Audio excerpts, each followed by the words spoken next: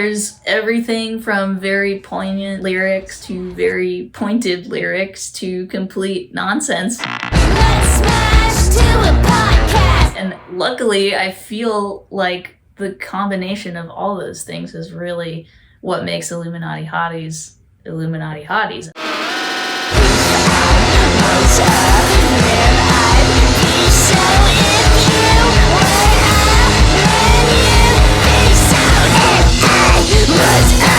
It's too hard to be extremely serious. There's so much crazy stuff going on at all times. The only way that I've ever been able to sort of process and interpret stuff like that is through my own personality and through my own sort of funny way of looking at life, I guess.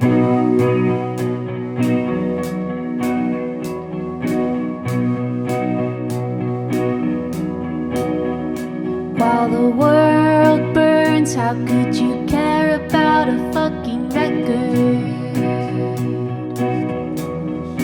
I really feel inspired when I'm busy and I have a lot going on and I'm sort of walking through the world and interacting with people and going to shows and going to see friends or on the road or whatever, and I'm constantly jotting down lyrics in my phone or on a piece of paper or whatever, and at some point they sort of overflow and a song comes out.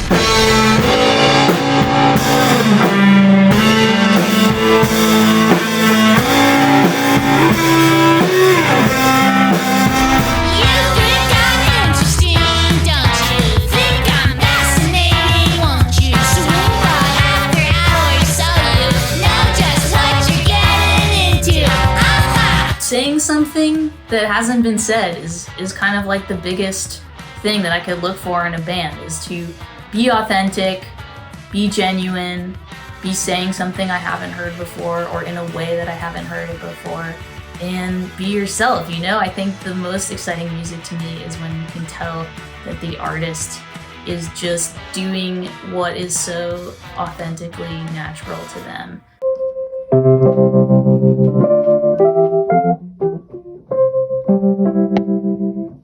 I really, really love to make use of being observational, being out in the world, and just kind of noticing all the weird, funny, cute things that people do.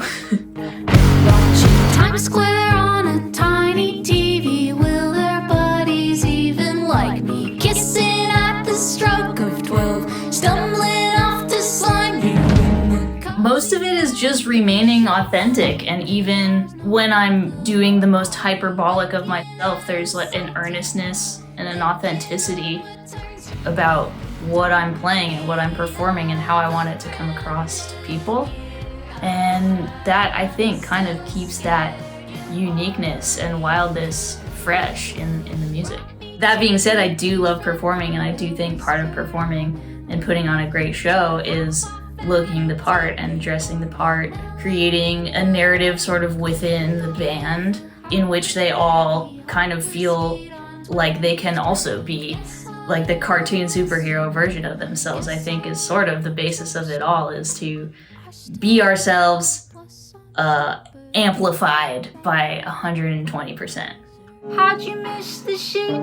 Close, trade your puppy for a walk down. I think the music has found its way to people that totally get it and that are totally on board and that love pulling apart the lyrics and seeing how it all happens on stage and hearing new songs when they come out.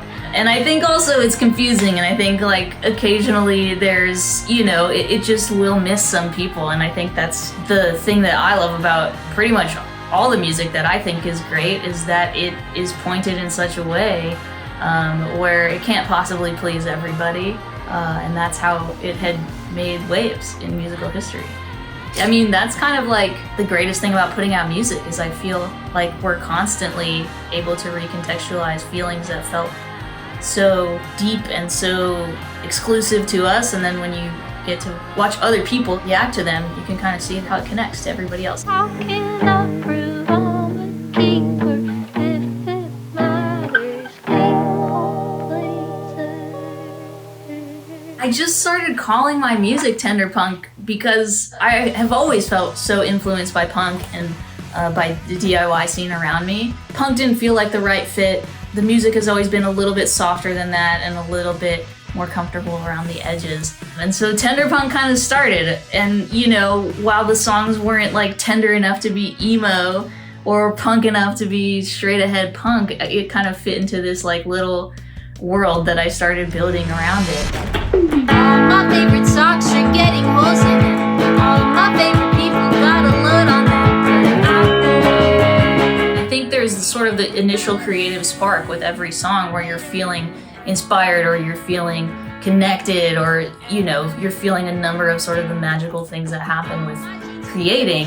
And because I have the engineering tools and the production tools to work on my own music, it allows me to sort of bypass having to communicate with another person to make the sounds I'm hearing a reality, which is really great. And also sometimes, you know, a little bit tricky and scary because there is no sounding board to be like, whoa, wait, like, take a step back and listen to this thing one more time. And on the other hand, it's really fun, and it makes creating so fulfilling to me.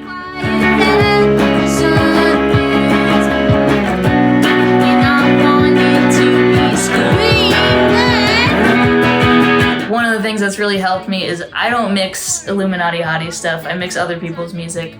But I have a mix engineer, my friend Colin Pastor, who's so wonderful, and that's been a huge help for me finishing stuff, is just being like, I need to send it to Colin and get it off my hard drive, because I have a feeling if I open the door to me mixing my own stuff, I'd just be tooling around in it forever and going backwards and re-recording vocals. So having somebody keeping me accountable has also been extremely helpful in the finishing process, and just saying like, you know what, I have to make a deadline because this is when Colin can work on the stuff.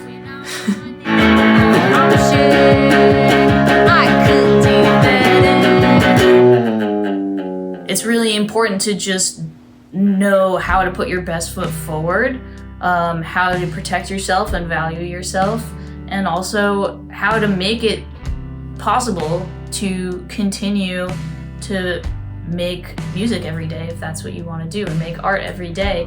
If you're gonna sign a label deal or a publishing deal or something, the biggest thing is to make sure that at some point the masters or the points revert back to you, because, you know, that is your retirement plan, that's your value, and that's your material, and you deserve to have the benefits that come from that. One of the main reasons that I feel like I've been able to make my life exclusively about music and continue to eat and, you know, have a place to live and feed my dog is because I've kept a tight grip on everything that's happening. It just allows me to be the most creative when the other stuff is settled and out of mind.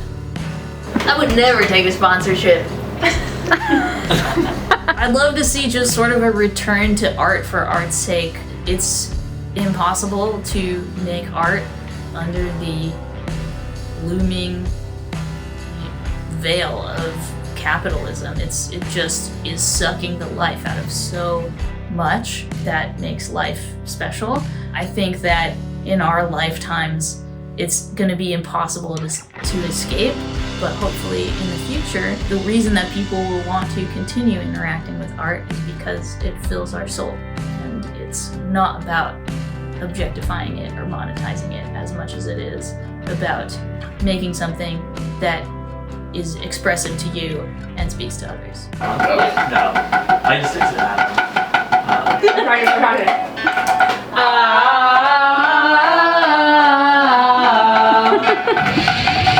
In every life there is a bound, one rounded curve of time or tale. I'm on the left half looking over.